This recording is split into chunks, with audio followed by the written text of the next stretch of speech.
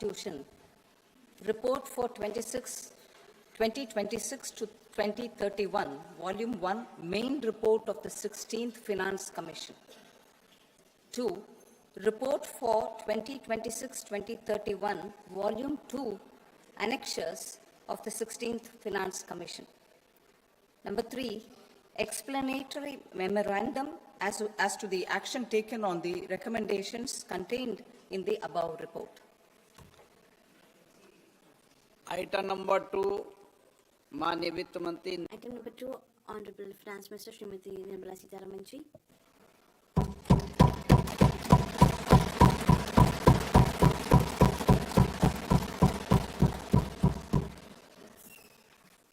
Honorable Speaker, sir, on the sacred occasion of Magh Purnima and the birth anniversary of Guru Ravidas, I present the budget for the year 2026-2027. Since we assumed office 12 years ago, India's economic trajectory has been marked by stability, fiscal discipline, sustained growth, and moderate inflation. This is the result of conscious choices we have made, even in times heightened uncertainty and disruption. Our government, led by Honorable Prime Minister Modi, has decisively and consistently chosen action over ambivalence, reform over rhetoric, and people over populism. We have pursued far-reaching structural reforms, fiscal prudence and monetary stability, whilst maintaining a strong thrust on public investment. Keeping Atmanirbharta as a lodestar, we have built domestic manufacturing capacity, energy security, and reduced critical import dependencies. Simultaneously, we have ensured that citizens benefit from every action of the government, undertaking reforms to support employment generation, agricultural productivity, household purchasing power, and universal services to people. These measures have delivered a high growth rate of around 7% and helped us make substantial strides in poverty reduction and improvement in the lives of our people. Today, we face an external environment in which trade and multilateralism are imperiled and access to resources and supply chains are disrupted. New technologies are transforming production systems while sharply increasing demands on water, energy, and critical minerals. India will continue to take confident steps towards Vikasit Bharat, balancing ambition with inclusion. As a growing economy with expanding trade and capital needs, India must also remain deeply integrated with global markets, exporting more and attracting stable long-term investment. As I begin Part A, I want to express my gratitude to the people for standing firmly with us as we forge our way together towards becoming one of the largest economies of the world.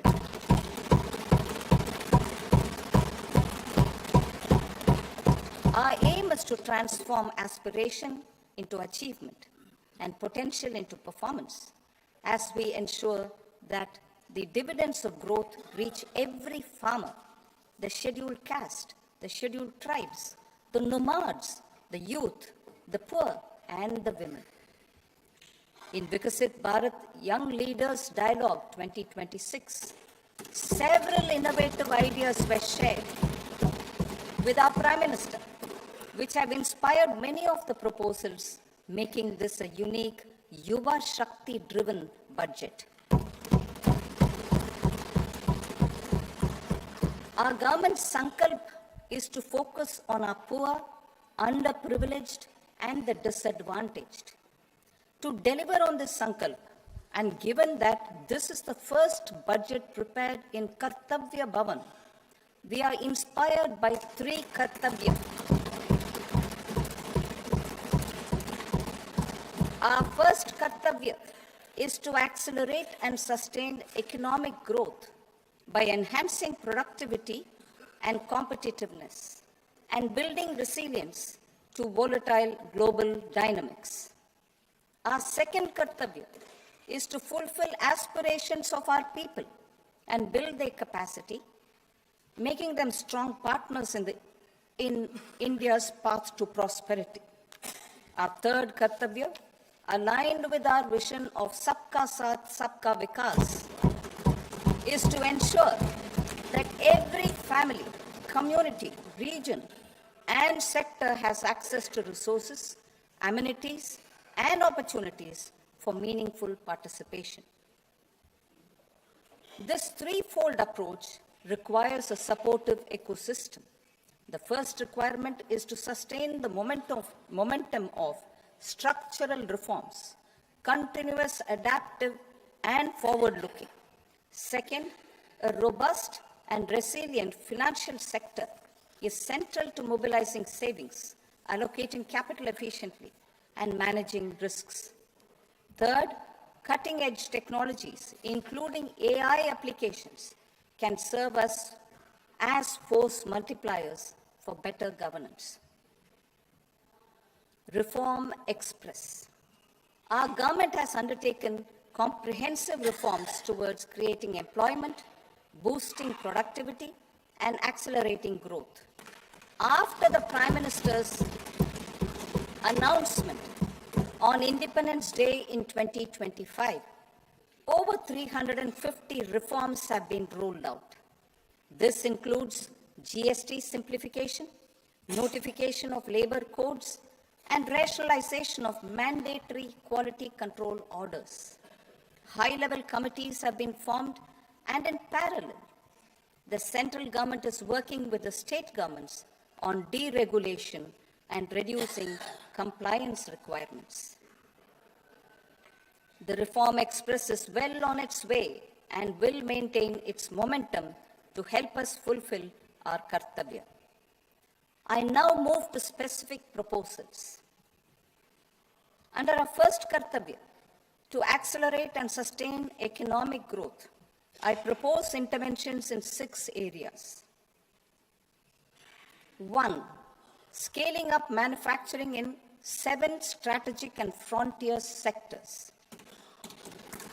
2. Rejuvenating legacy industrial sectors. 3. Creating champion MSMEs. 4. Delivering a powerful push for infrastructure. 5. Ensuring long-term security and stability. And 6. Developing city economic regions. Scaling up of manufacturing in 7 strategic and frontier sectors. Biopharma Shakti, meaning biopharma strategy for health advancement through knowledge, technology, and innovation. India's disease burden is observed to be shifting towards non-communicable diseases like diabetes, cancer, and autoimmune disorders. Biologic medicines are key to longevity and quality of life at affordable costs. To develop India as a global biopharma manufacturing hub,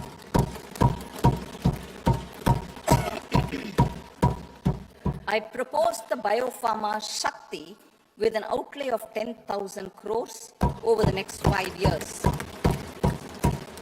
This will build the ecosystem for domestic production of biologics and biosimilars. The strategy will include a biopharma-focused network with 3 new national institutes of pharmaceutical education and research, popularly known as NIPERs, and upgrading 7 existing ones. It will also create a network of 1,000 accredited India clinical trials sites. We propose to strengthen the Central Drug Standard Control Organization to meet global standards and approve timeframes through approval timeframes through a dedicated scientific review cadre and specialists. India's semiconductor mission 1.0 expanded India's semiconductor sector capabilities. Building on this, we will launch ISM 2.0 to produce equipment and materials, design full-stack Indian IP, and fortify supply chains. We will also focus on industry-led research and training centers to develop technology and skilled workforce. The Electronics Components Manufacturing Scheme, launched in April 2025 with an outlay of 22,919 crores, already has investment commitments at double the targets. We propose to increase the outlay to 40,000 crores to capitalize on this momentum.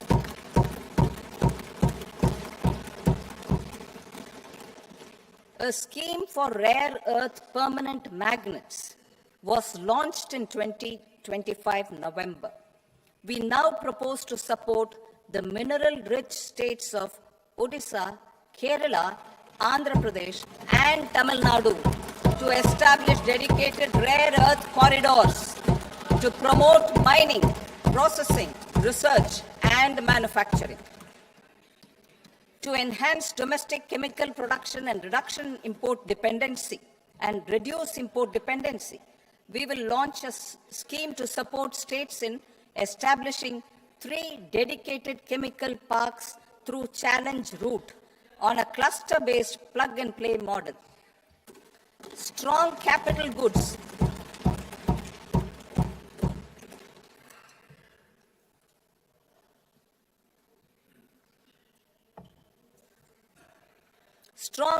goods capability is a determinant of productivity and quality across different sectors. Towards building this capacity, I propose the following. High-tech tool rooms will be established by central public sector enterprises at 2 locations as digitally enabled automated service bureaus that locally design, test, and manufacture high-precision components at scale and at lower cost. 2, a scheme for enhancement of construction and infrastructure equipments will be introduced to strengthen domestic manufacturing of high-value and technologically advanced CIE. This can range from lifts in a multi-storied apartment or firefighting equipment in multiplexes, large or small, and to tunnel boring equipments for building metros and high-altitude roads.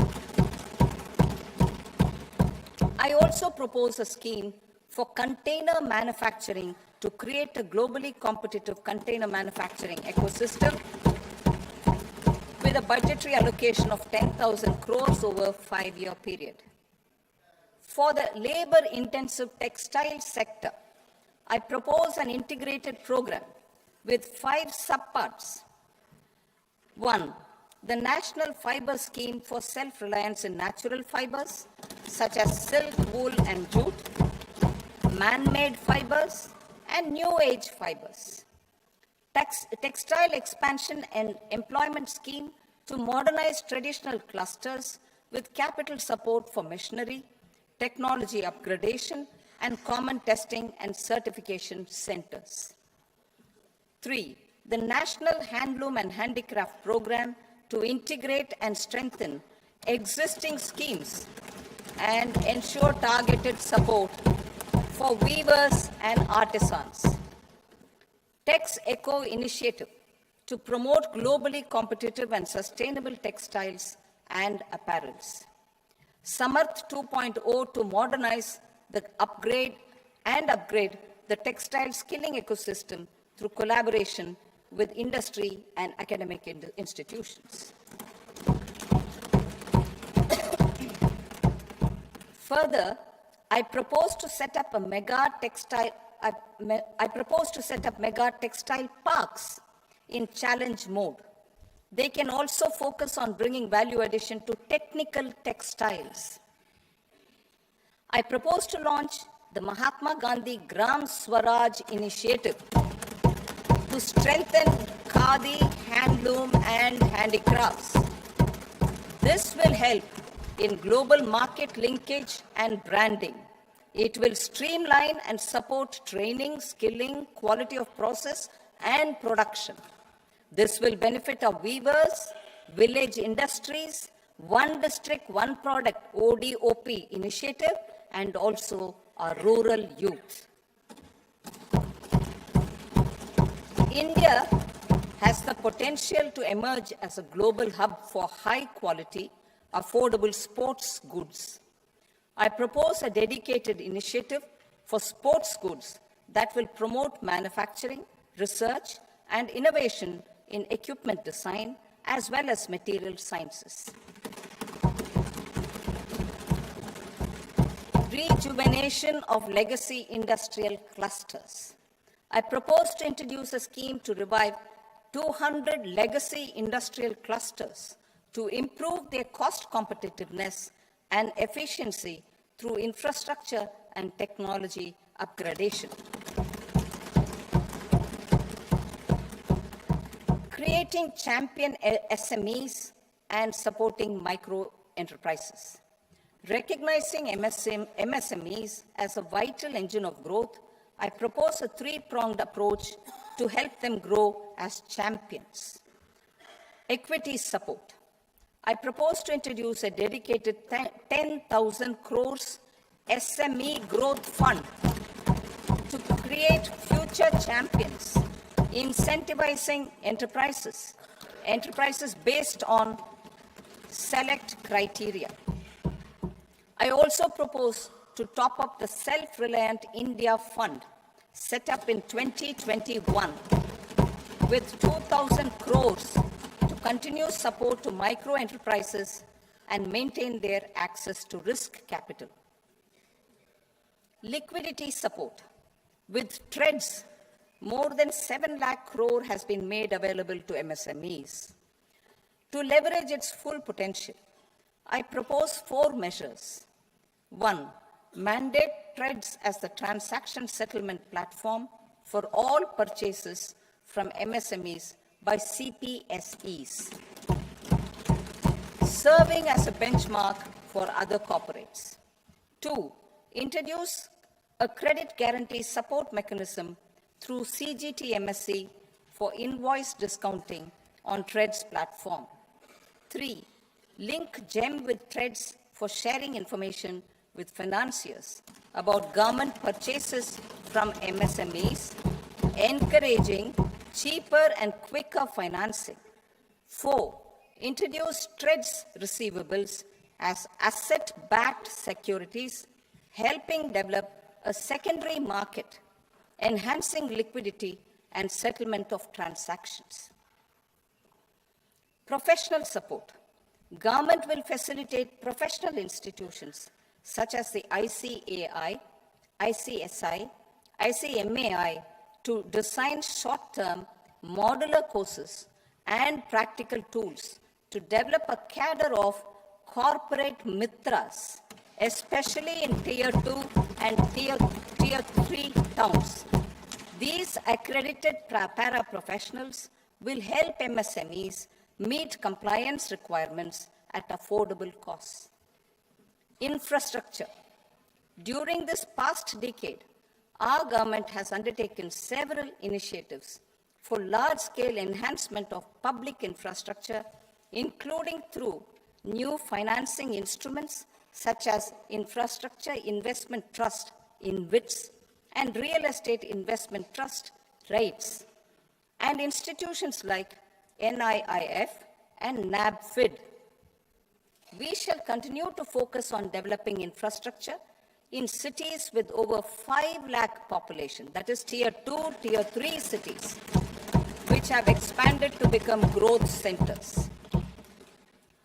Public capital expenditure has increased manifold from 2 lakh crore in 2014-15 to an allocation of 11.2 lakh crore in BE 25-26.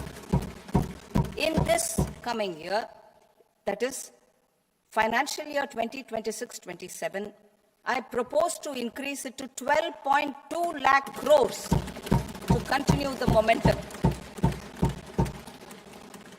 to strengthen the confidence of private developers regarding risks during infrastructure development and construction phase, I propose to set up an infrastructure risk guarantee fund to provide prudentially calibrated partial credit guarantee to lenders.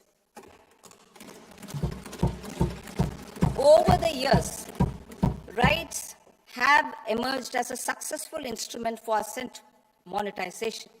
I propose to accelerate recycling of significant real estate assets of the CPSEs through the setting up of dedicated REITs.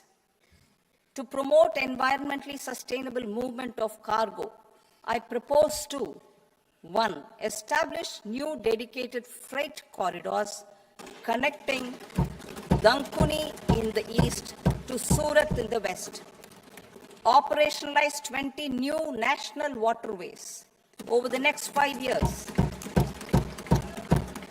starting with National Waterways 5 in Orissa to connect mineral-rich areas of Talcher and Angul and industrial centers like Kalinga Nagar to the ports of Paradeep and Dhamra.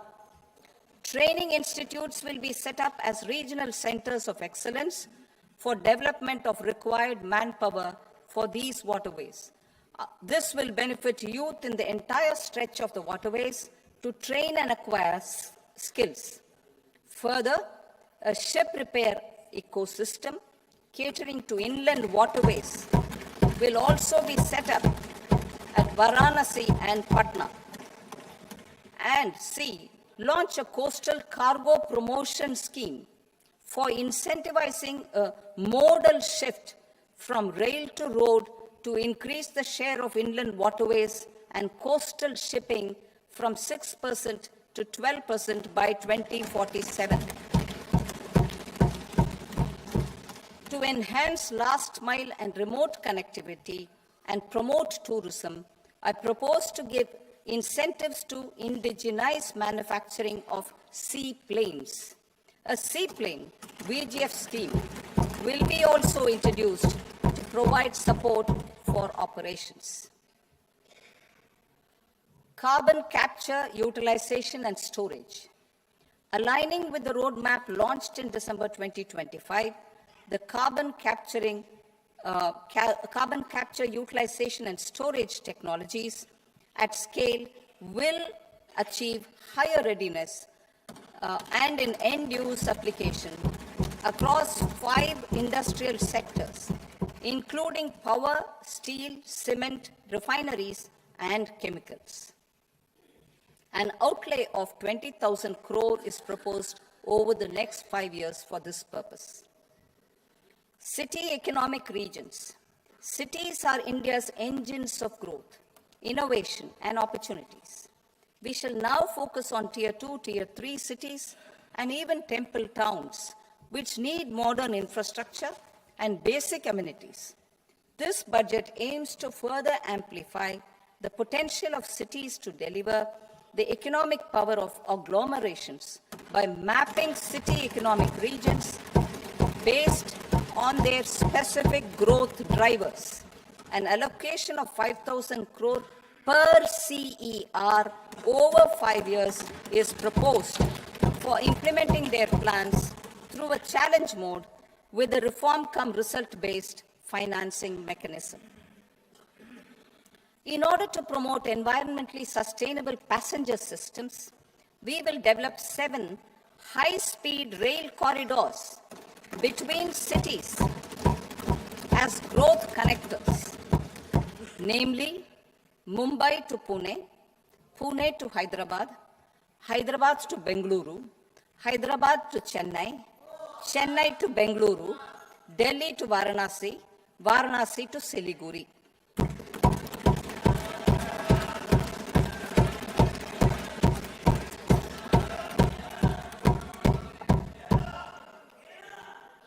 Financial sector. The Indian banking sector today is characterized by strong balance sheet, historic highs in profitability, improved asset quality, and coverage exceeding 98% of villages in the country.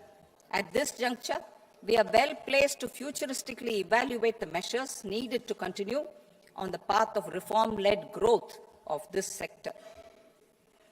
I propose setting up a high-level committee on banking for Vikasit Bharat. High-level committee on banking for Vikasit Bharat to comprehensively review the sector and align it with India's next phase of growth, while safeguarding financial stability, inclusion, and consumer protection. The vision for NBFCs for Vikasit Bharat has been outlined with clear targets for credit disbursement and technology adoption in order to achieve scale and improve efficiency in the public sector NBFCs. As a first step, it is proposed to restructure the Power Finance Corporation and Rural Electrification Corporation.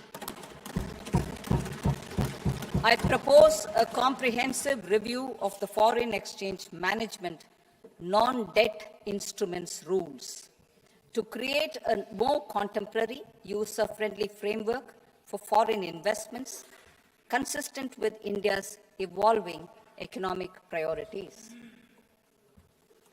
Corporate bond market.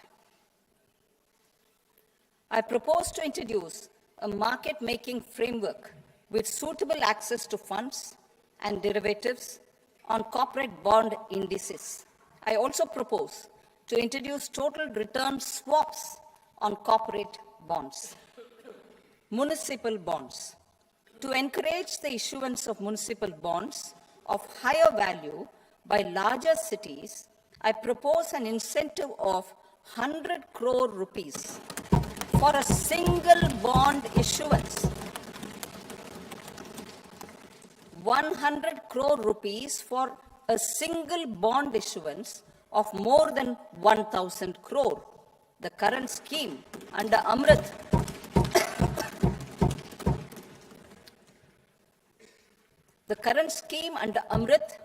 which incentivizes issuances up to 200 crores only, will also continue to support smaller and medium towns. That will also continue to support the smaller and medium towns. Ease of doing business.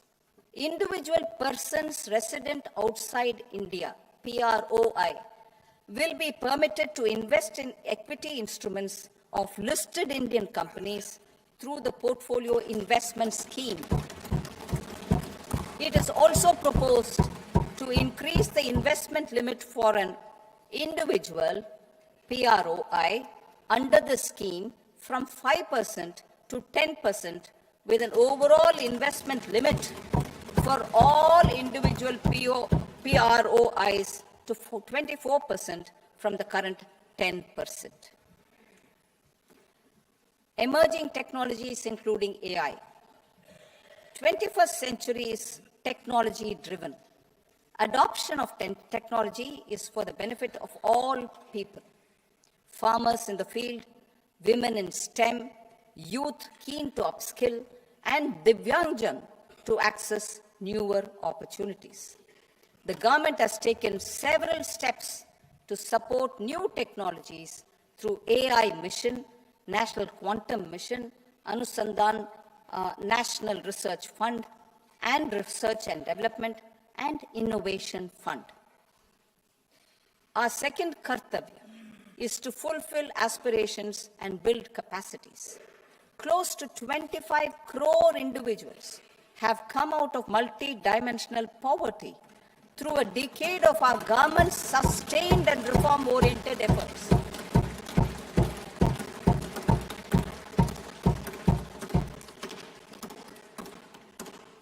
Our government has therefore decided to place a renewed emphasis on the service sector to provide a pathway to fulfilling aspirations of a youthful India with the following measures. I propose to set up a high-powered Education to Employment and Enterprises Standing Committee to recommend measures that focus on services sector as a core driver of Vikasit Bharat. This will make us a global leader in services with a 10% global share by 2047. The committee will prioritize areas to optimize the potential for growth, employment, and exports. They will also assess the impact of emerging technologies, including AI, on jobs and skill requirements and propose measures thereof. To create a range of skilled career pathways, a new range of skilled career pathways for our youth, I propose interventions in the following sectors. Health. Existing institutions for allied health professionals will be upgraded and new AHP institutions established in private and government sectors. This will cover 10 selected disciplines, including optometry, radiology, anesthesia, OT technology, applied psychology, and behavioral health, and add 1 lakh AHPs over the next 5 years. A strong care system covering geriatric and allied care services will be built. A variety of NSQF-aligned programs will be developed to train multi-skilled caregivers, combining core care and allied skills such as wellness, yoga, and operation of medical assistive devices. In the coming year, 1.5 lakh caregivers will be trained.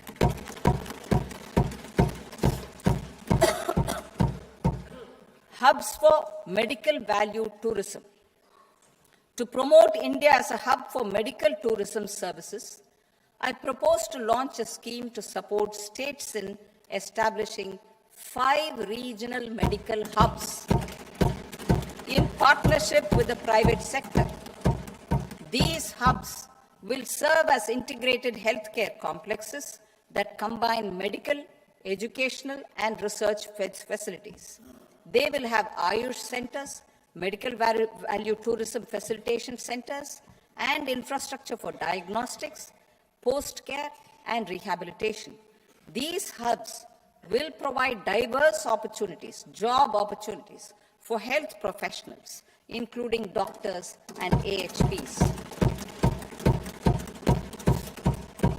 Ancient Indian yoga, already respected in several parts of the world, was given a mass global recognition when Honorable Prime Minister took it to the UN. Post-COVID, Ayurveda gained a similar global acceptance and recognition. Exporting quality Ayurveda products helps farmers who grow the herbs and youth who process the products. To meet growing global demand, a few more steps are being taken. I propose to 1. Set up 3 new All India Institutes of Ayurveda. 2. Upgrade Ayush pharmacies and drug testing labs for higher standards of certification ecosystem and make available more skilled personnel. 3.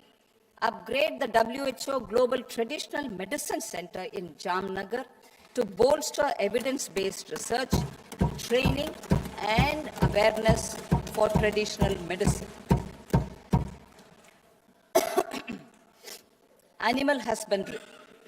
Livestock contributes to close to 16% of farm income, including of poor and marginal households. To scale up availability of veterinary professionals by more than 20,000, I propose to roll out a loan-linked capital subsidy support scheme for establishment of veterinary and para-veterinary colleges, veterinary hospitals, diagnostic laboratories, and breeding facilities in private sector. Collaboration between Indian and foreign institutions will also be facilitated. Orange economy. India's animation, visual effects, gaming, and comics sector, ABGC sector, is a growing industry projected to require 2 million professionals by 2030. I propose support I propose to support the Indian Institute of Creative Technologies, Mumbai, in setting up AVGC Content Creator Labs in 15,000 secondary schools all over the country and 500 colleges. The Indian design industry is expanding rapidly, and yet there is a shortage of Indian designers. I propose to establish, through Challenge Route, a new National Institute of Design to boost design education and development in the eastern region of India. Education. Our government will support states through Challenge Route in creating 5 university townships in the vicinity of major industrial and logistics corridors. These planned academic zones will host multiple universities, colleges, and research institutions, skill centers, and residential complexes. In higher education, STEM institutions, prolonged hours of study and laboratory work pose some challenges for girl students. Through VGF, Viability Gap Funding and capital support, one girls' hostel will be established in every district.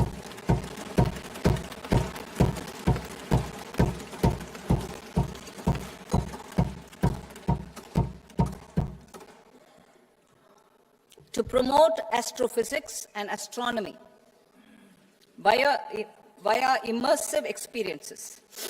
4 telescope infrastructure facilities will be set up or upgraded. The National Large Solar Telescope, the National Large Optical Infrared Telescope, the Himalayan Chandra Telescope, and the Cosmos 2 Planetarium. Tourism. The tourism sector has the potential to play a large role in the employment generation, forex earnings, and expanding the local economy. I propose to set up a National Institute of Hospitality by upgrading the existing National Council for Hotel Management and Catering Technology. It will function as a bridge between academia, industry, and government. I also propose a pilot scheme for upskilling 10,000 guides in 20 iconic tourist sites through a standardized, high-quality, 12-week training course in hybrid mode in collaboration with the Indian Institute of Management. A national destination digital knowledge grid will be established to digitally document all places of significance, cultural, spiritual, and heritage. This initiative will create a new ecosystem of jobs for local researchers, historians, content creators, and technology partners. India has the potential and opportunity to offer world-class trekking and hiking experience. We will develop ecologically sustainable mountain trails in Himachal Pradesh, Uttarakhand, and Jammu Kashmir. Also in Araku Valley in the Eastern Ghats and Podigai Malai in the Western Ghats. Turtle trails along key nesting sites in the coastal areas of Odisha, Karnataka, and Kerala. And 3, bird watching trails along the Pulikat Lake in Andhra Pradesh, Tamil Nadu. It's on the border. Under the visionary leadership of Honorable Prime Minister, we established the International Big Cat Alliance in 2024. This year, India is hosting the first ever Global Big Cat Summit, where heads of governments and ministers from 95 range countries will deliberate on collective strategies for conservation. Heritage and culture tourism. I propose to develop 15 archaeological sites, including Lothal, Dholavira, Rakigadi, Adichanallur, Saranath, Hastinapur, and Leh Palace into vibrant experiential cultural destinations.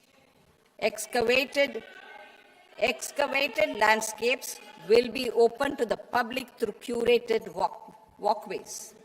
Immersive storytelling skills and technologies will be introduced to help conservation labs, interpretation centers, and guides. The sports sector provides multiple means of employment, skilling, and job opportunities. Taking forward the systematic nurturing of sports talent, which is set in motion through the Khelo India program earlier, I propose to launch a Khelo India mission to transform the sports sector over the next decade. The mission will facilitate an integrated talent development pathway supported by training centers, which are foundational, intermediate, and elite levels. B, systematic development of coaches and support staff. C, integration of sports science and technology. D, competitions and leagues to promote sports culture and provide platforms. And E, development of sports infrastructure for training and competition. Our third Kartavya aligns with our vision of Sabka Saath, Sabka Vikas towards Vikasit Bharat. This requires targeted efforts for 1, increasing farmer incomes through productivity enhancement and entrepreneurship, with special attention to small and marginal farmers. B, empowering Divyangjan through access to livelihood opportunities, training, and high-quality assistive devices. C, empowering the vulnerable to access mental health and trauma care. D, focus on the Purvodaya states and the Northeast region to accelerate development and employment opportunities. Fisheries. We will undertake initiatives for integrated development of 500 reservoirs and Amrit Sarovars. 2, strengthen the fisheries value chain in coastal areas and enable market linkages involving startups and women-led groups together with fish farmer producer organizations. Animal husbandry. To provide quality employment opportunities in rural and peri-urban areas, we will support the animal husbandry sector in entrepreneurship development through A, credit-linked subsidy program, B, scaling up and modernization of livestock enterprises, C, enhanced creation of livestock, dairy, and poultry enhanced creation of livestock, dairy, and poultry-focused integrated value chains, and D, encourage creation of livestock farmer-producer organizations. High-value agriculture. To diversify farm outputs, increase productivity, enhance farmers' incomes, and create new employment opportunities, we will support high-value crops such as coconut, sandalwood, cocoa, cashew in the coastal areas, agar trees in Northeast, and nuts such as almonds, walnuts, and pine nuts in our hilly regions. All of them will be supported. India is the world's largest producer of coconuts. About 30 million people, including nearly 10 million farmers, depend on coconuts for their livelihood.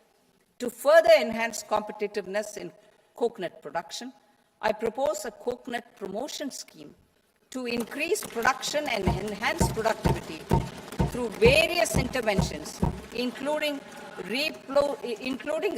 replacing and non-productive trees with new saplings or plants or varieties in major coconut growing states.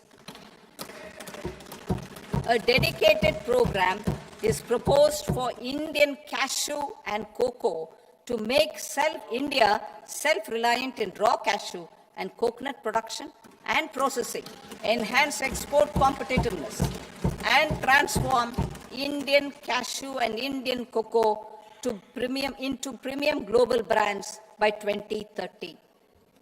Sandalwood. Sandalwood is closely linked to India's social and cultural heritage. Our government will partner with state governments to promote focused cultivation and post-harvest processing to restore the glory of the Indian sandalwood ecosystem, to rejuvenate old, low-yielding orchards, and expand high-density cultivation of walnuts, almonds, and pine nuts. We will support a dedicated program to enhance farmer incomes and in bringing value addition by engaging youth. Bharat Vistar, that is virtually integrated system to access agricultural resources. I propose to launch Bharat Vistar, a multilingual AI tool that shall integrate the AgriStack portals and the ICAR package on agricultural practices with AI systems. This will enhance farm productivity, enable better decisions for farmers, and reduce risk by providing customized advisory support. She Marts for rural women-led enterprises. Building on the success of Lakpati Didi program, I propose to help women take the next step from credit-linked livelihoods to being owners of enterprises.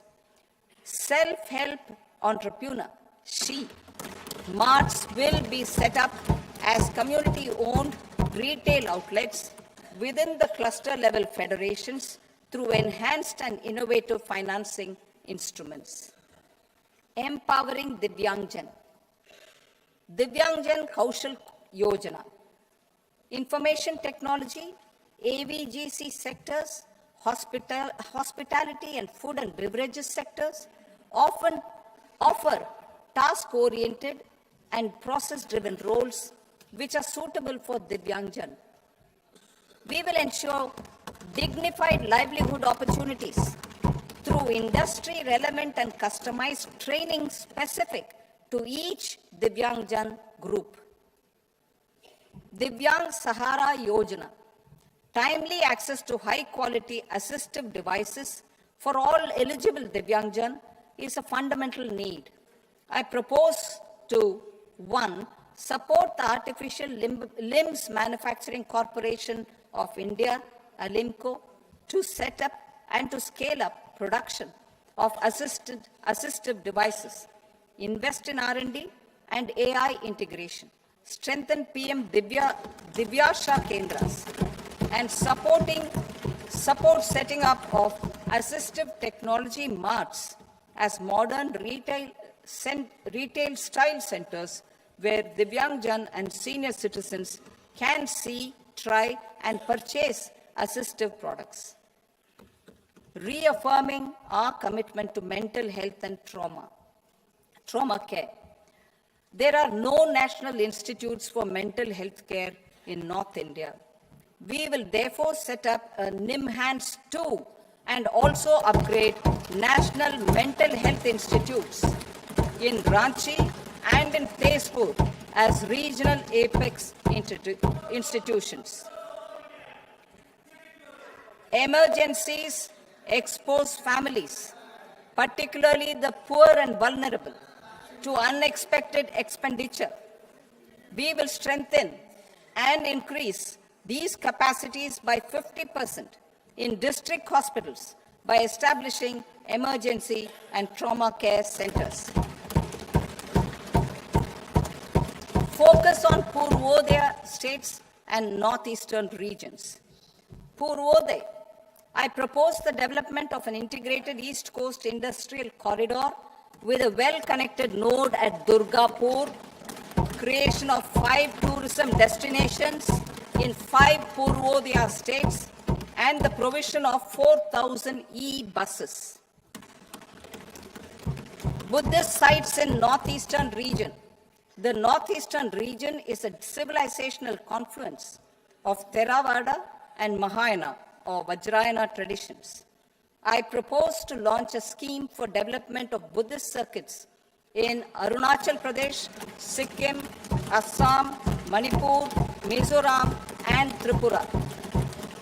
The scheme will cover preservation of temples and monasteries, pilgrimage interpretation centers, connectivity, and pilgrim amenities.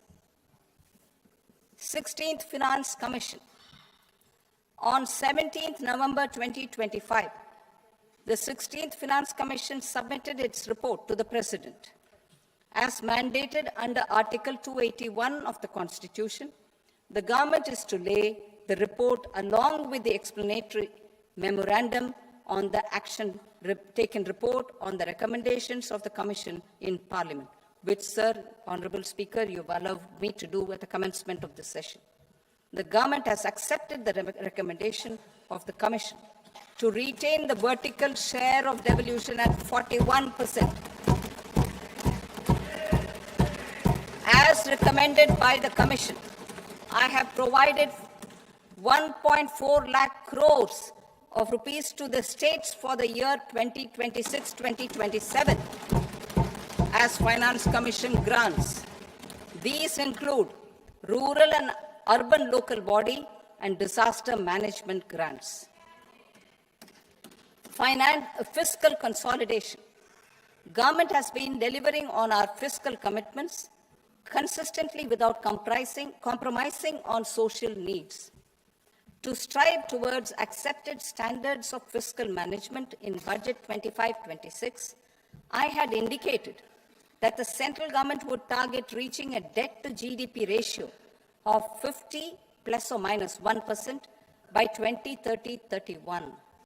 In line with this, the debt to GDP ratio is estimated to be 55.6% of GDP in BE 26-27, compared to 56.1% of GDP in RE 25-26.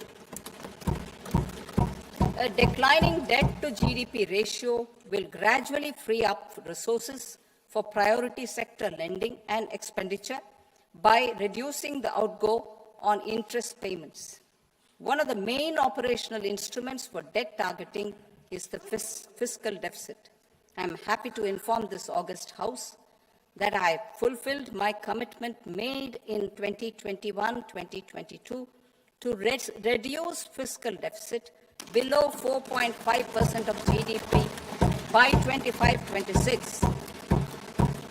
In RE 25-26, the fiscal deficit has been estimated at par with BE of 2025-26 at 4.4% of GDP. In line with the new fiscal prudence path of debt consolidation, the fiscal deficit in BE 26-27 is estimated to be 4.3% of the GDP.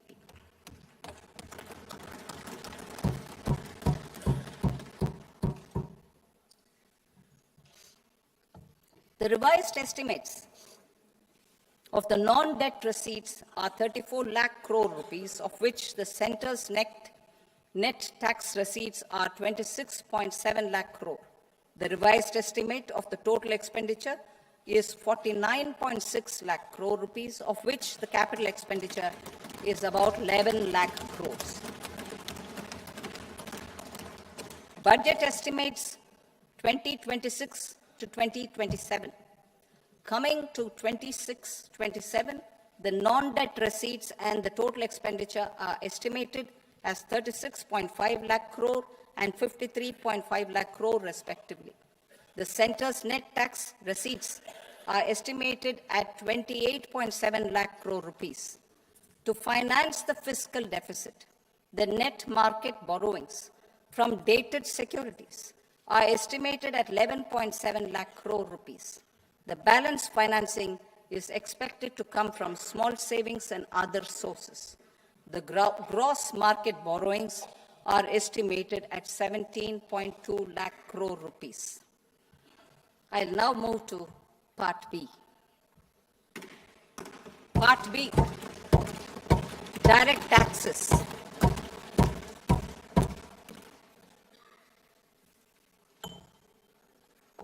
Honorable Speaker, sir, I now present my proposals on direct taxes. New Income Tax Act. In July 2024, I announced a comprehensive review of the Income Tax Act 1961. This was completed in a record time, and the Income Tax Act 2025 will come into effect from 1st April 2026. The simplified income tax rules and forms will be notified shortly, giving adequate time to taxpayers to acquaint themselves with its requirements. The forms have been redesigned such that ordinary citizens can comply without difficulty. Ease of living. I propose that any interest awarded by the Motor Accident Claims Tribunal to a natural person will be exempt from income tax, and any TDS on this account will be done away with. I propose to reduce TCS rate on the sale of overseas tour program package from the current 5% and 20% to 2% without any stipulation of amount.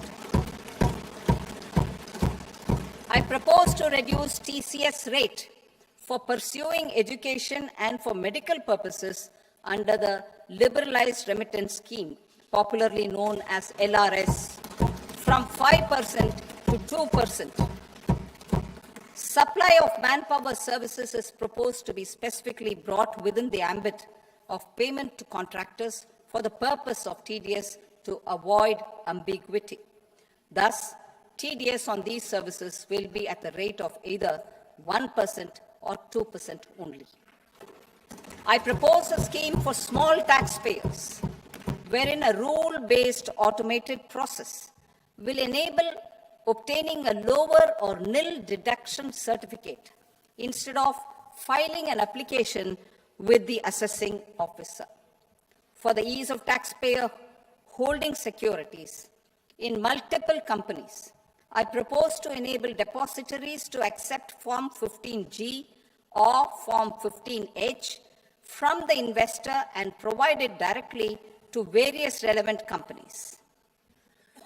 I propose to extend time available for revising returns from 31st December to up to 31st March with the payment of a nominal fee. I also propose to stagger the timeline for filing of tax returns. Individuals with ITR 1 and ITR 2 returns will continue to file till 31st July, and non-audit business cases or trusts are proposed to be allowed time till 31st August. TDS on sale of immovable property by a non-resident is proposed to be deducted and deposited through resident buyers and his or her PAN-based challan instead of requiring a TAN, which is a temporary accounting number. To address practical issues of small taxpayers like students, young professionals, tech employees, relocated NRIs, and such others, I propose to introduce a one-time 6-month foreign asset disclosure scheme for these taxpayers to disclose income or assets below a certain size. This scheme would be applicable for two categories of taxpayers, namely, A, who did not disclose their overseas income or assets, and B, who disclosed their overseas income and or paid due tax but could not declare the asset acquired. For category A, the limit of undisclosed income or asset is proposed to be up to 1 crore rupees. They need to pay 30% of fair market value of asset or 30% of undisclosed income as tax and 30% as additional income tax in lieu of penalty, and would thereby get immunity from prosecution. For category B, asset value is proposed to be up to 5 crore rupees. Here, immunity from both penalty and prosecution will be available with a payment of fee of 1 lakh rupees. Rationalizing penalty and prosecution.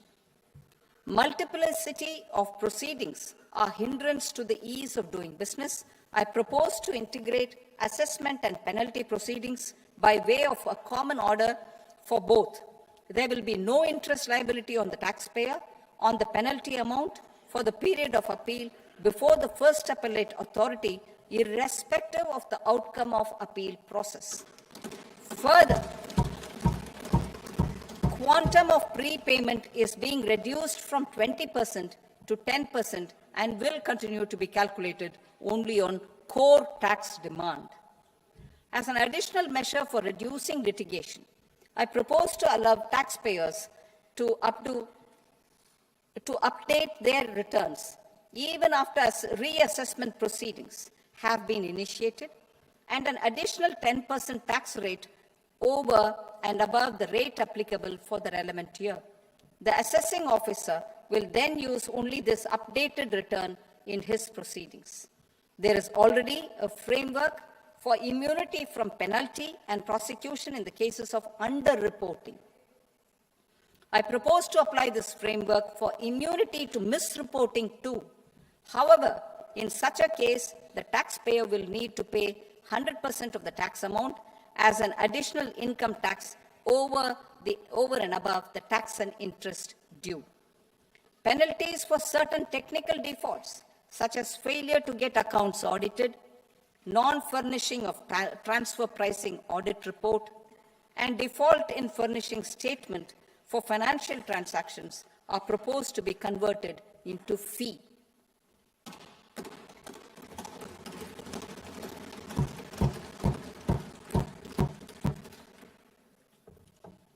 I propose to rationalize prosecution framework under Income Tax Act while maintaining a careful balance for deterrence in some serious offense.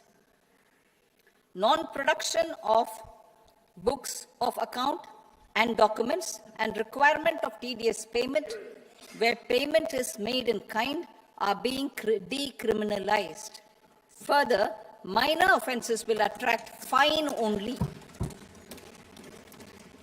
The remaining prosecutions will be graded commensurate with the quantum of offense. They will entail only simple imprisonment with maximum imprisonment reduced to 2 years and power to courts to convert even those into fines. There is no penalty. There is no penalty presently for non-disclosure of non-immovable foreign assets with aggregate value less than 20 lakh rupees. I propose to also provide them with immunity from prosecution with retrospective effect from 1/10/2024.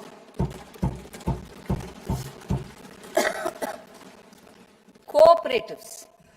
Deduction is already allowed to a primary cooperative society engaged in supplying milk, oilseeds, fruits or vegetables raised or grown by its members.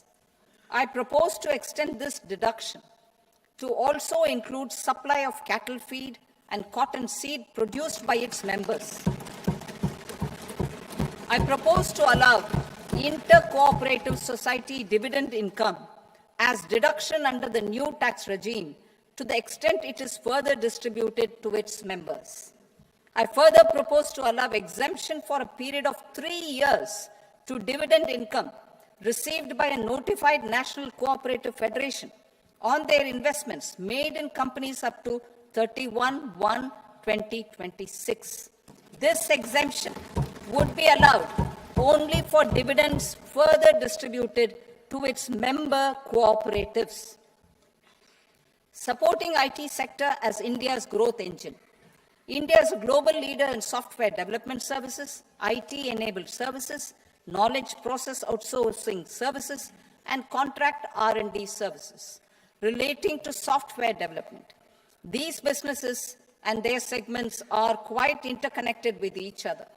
All these services are proposed to be clubbed under a single category of information technology services with a common safe harbor margin of 15.5% applicable to all. The threshold for availing safe harbor for IT services is being enhanced substantially from 300 crore rupees to 2,000 crore rupees. Safe harbor for IT services shall be approved by an automated rule-driven process without any need for tax officer to examine and accept the application. Once applied by an IT services company, the same safe harbor can be continued for a period of 5 years at a stretch at its choice. For IT services companies who want to conclude advanced pricing agreement, APA, I propose to fast-track unilateral APA process for IT services and endeavor to conclude it within a period of 2 years.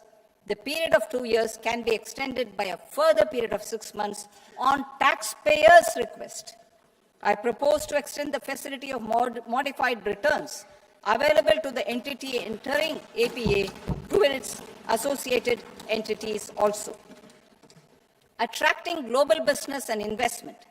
Recognizing the need to enable critical infrastructure and boost investment in data centers, I propose to provide tax holiday till 2047 to any foreign company that provides cloud services to customers globally by using data center services from India.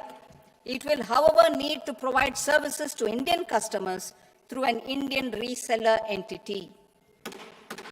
I also propose to provide a safe harbor of 15% on cost in case the company providing data center services from India is a related entity. To harness the efficiency of just-in-time logistics for electronic manufacturing, I propose to provide safe harbor to non-residents for component warehousing in a bonded warehouse at a profit margin of 2% of the invoice value.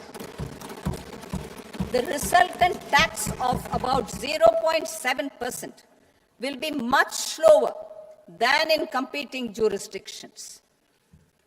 To provide fillip to toll manufacturing in India, I propose to provide exemption from income tax for 5 years to any non-resident who provides capital goods, equipment, or tooling to any toll manufacturer in a bonded zone.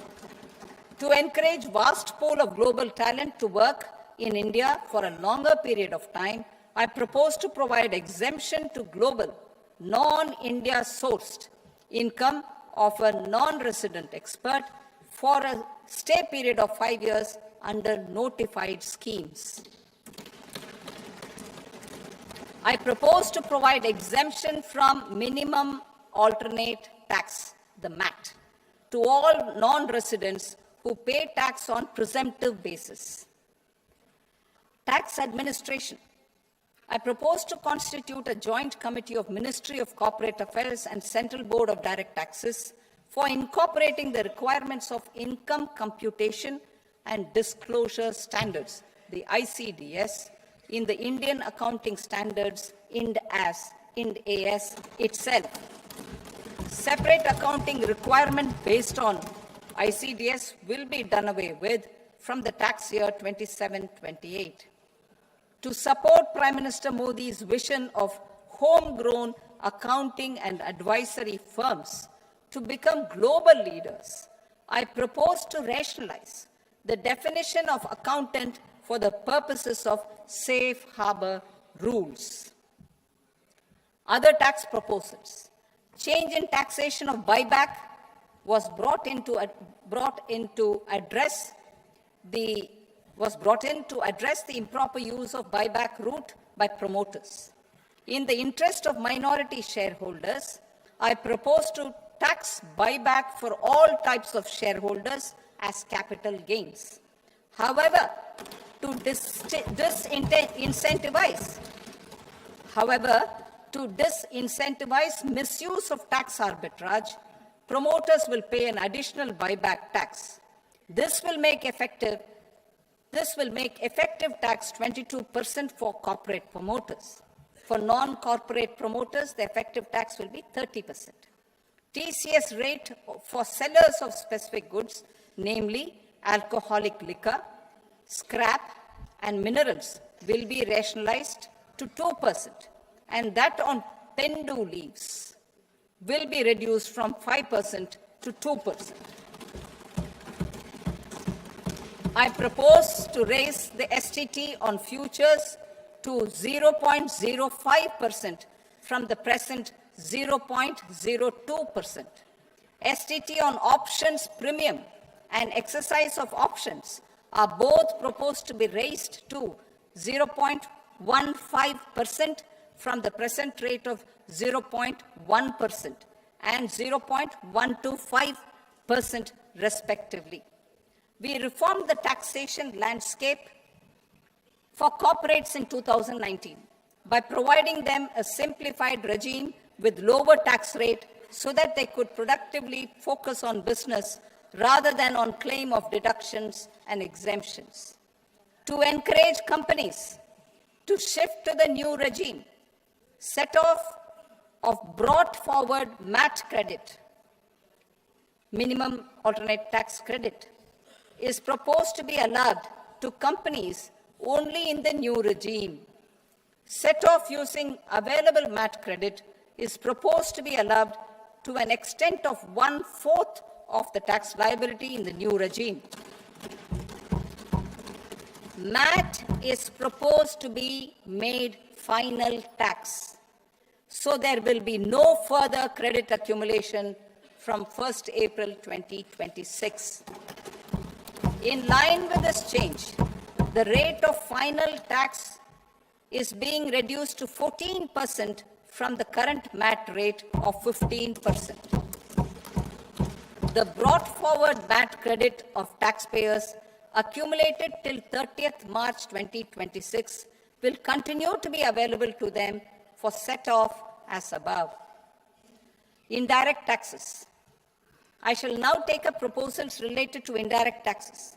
My proposals for customs and central excise aim to further simplify the tariff structure, support domestic manufacturing, promote export competitiveness, and correct inversion in duty. To continue weeding out long-continuing customs duty exemptions, I propose to remove certain exemptions on items which are being manufactured in India or where the imports are negligible. Similarly, to further simplify the process of ascertaining the rate of duty applicable on a particular item, I propose to incorporate certain effective rates in various customs notifications to the tariff schedule itself. I shall now take up sector-specific proposals. Promotion of exports of marine, leather, and textile products. I propose to increase the limit for duty-free imports of specified inputs used for processing seafoods for export from the current 1% to 3% of FOB value of the previous year's export turnover. I also propose to allow duty-free imports of specified inputs, which is currently available for exports of leather or synthetic footwear, to exports of shoe uppers as well. I propose to extend the time period for export of final product from the existing 6 months to 1 year for exporters of leather or textile garments, leather or synthetic footwear, and other leather products. Energy transition and security. I propose to extend the basic customs duty exemption given to capital goods used for manufacturing lithium-ion cells for batteries to those used for manufacturing lithium-ion cells for battery energy storage systems also. I propose to exempt basic customs duty on import of sodium antimonate for use in manufacture of solar glass. Nuclear power. I propose to extend the existing basic customs duty exemption on imports of goods required for nuclear power projects till the year 2035 and expand it for all nuclear plants irrespective of their capacity. Critical minerals. It is proposed to provide basic customs duty exemption to the import of capital goods required for the processing of critical minerals in India. Biogas blended CNG. I propose to exclude the entire value of biogas while calculating the central excise duty payable on biogas blended CNG. Civil and defense aviation. I propose to exempt basic customs duty on components and parts required for the manufacture of civilian training and other aircrafts. It is proposed to exempt basic customs duty on raw materials imported for the manufacture of parts of aircraft to be used in maintenance, repair, or overall requirements by units in the defense sector. Electronics. To deepen value addition in the consumer electronics sector, I propose to exempt basic customs duty on specified parts used in the manufacture of microwave ovens. Special economic zone. To address the concerns arising about utilization of capacity by manufacturing units in the special economic zones due to global trade disruptions, I propose as a special one-time measure to facilitate sales by eligible manufacturing units in SEZs to the domestic tariff area at concessional rates of duty. The quantity of such sales will be limited to a prescribed proportion of their exports. Necessary regulatory changes will be undertaken to operationalize the measures while ensuring level playing field for the units working in the DTA. Ease of living. To rationalize the customs duty structure for goods imported for personal use, I propose to reduce the tariff rate on all dutiable goods imported for personal use from 20% to 10%. To provide relief to patients, particularly those suffering from cancer, I propose to exempt basic customs duty on 17 drugs or medicines. I propose also to add 7 more rare diseases for the purposes of exempting import duties on personal imports of drugs, medicines, and food for special medical purposes used in their treatment. Customs process. India's role and share in the global trade is poised for a major leap in line with our ambition and journey towards Vikasit Bharat. In this regard, I propose many measures for custom processes to have minimal intervention for smoother and faster movement of goods and greater certainty to the trade. Trust-based systems. I propose to enhance duty deferral period for Tier 2 and Tier 3 authorized economic operators, known as AEOs, from 15 days to 30 days. I propose to provide eligible manufacturer importers the same duty deferral facility. This should encourage them to get themselves accredited as a full-fledged Tier 3 AEO in due course. To provide greater certainty and for better business planning, I propose to extend validity period of advance ruling binding on customs from the present 3 years to 5 years. In the spirit of the whole of government approach,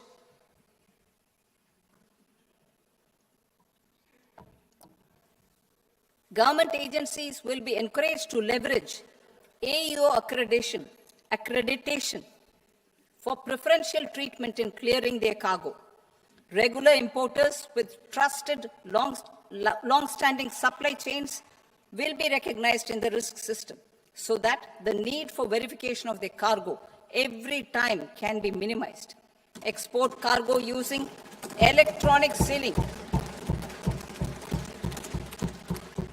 Export cargo using electronic sealing will be provided through clearance from the factory premises to the ship. For import of goods not needing any compliance, filing of bill of entry by a trusted importer and arrival of goods will automatically notify customs for completing their clearance formalities. This will enable goods to be released immediately on arrival.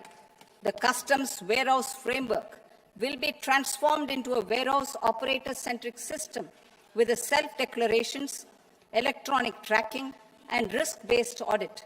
These reforms will move away from the current system of officer-dependent approvals and reduce transaction delays and compliance costs. Ease of doing business. Approvals required for cargo clearance from various government agencies will be seamlessly processed through a single and interconnected digital window by the end of the financial year.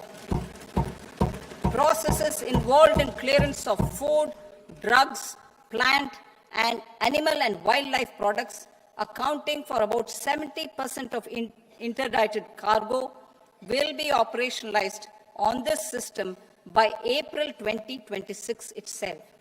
For goods not having any compliance requirement, clearance will be done by customs immediately after online registration is completed by the importer, subject to the payment of duty.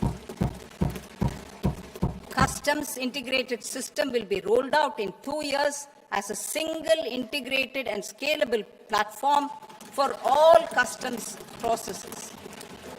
Utilization of non-intrusive scanning with advanced imaging and AI technology for risk assessment will be expanded in a phased manner with the objective to scan every container across all the major ports. New export opportunities to support Indian fishermen to fully harness the economic value of marine resources beyond our territorial waters. The following measures will be taken. A. Fish catch by an Indian fishing vessel in exclusive economic zone or on the high seas will be made free of duty. Landing of such fish on foreign port will be treated as export of goods. Safeguards will be put in place to prevent misuse during fish catch, transit, or transshipment. To support aspirations of India's small businesses, artisans, and startups to access global markets through e-commerce, I am pleased to announce complete removal of the current value cap of 10 lakh rupees per consignment on courier exports. In addition, handling of rejected and returned consignments will be improved with effective use of technology for identifying such consignments.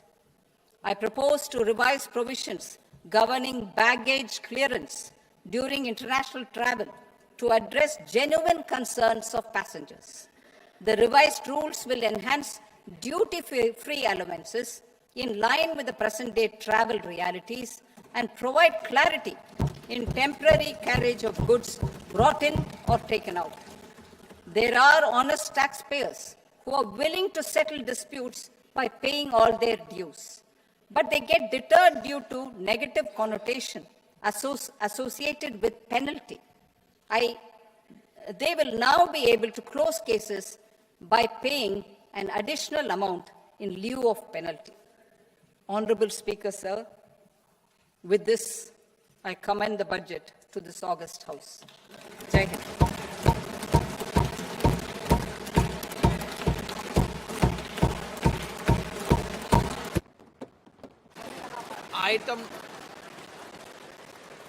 Item number 3 माननीय वित्त मंत्री जी. Honorable Finance Minister. Item number 2, sir. 3. Sir, with your permission, I rise to lay on the table of the table the following statements under Section 3, 1 of the Fiscal Responsibility and Budget Management Act of 2003, medium-term fiscal policy cum fiscal policy strategy statement, and macroeconomic framework statement. Item number 4, Manya Vitt Mantri ji. Sir, with your permission, I move for leave to introduce the Finance Bill 2026. प्रश्न ये कि The question is that the bill as introduced by the minister may be passed. Those who are in favor may say ayes. Those against may say noes. I think the ayes have it. The ayes have it. The permission is granted. Kindly introduce the bill. It's the bill. मान्य सदस्य Honorable members, you are informed that the copy of the budget speech will be available at the publication counter, and the documents related to budget will also be provided on the member portal and mobile phones. The proceedings of the House are adjourned till 2nd of February 2026 till 11 a.m.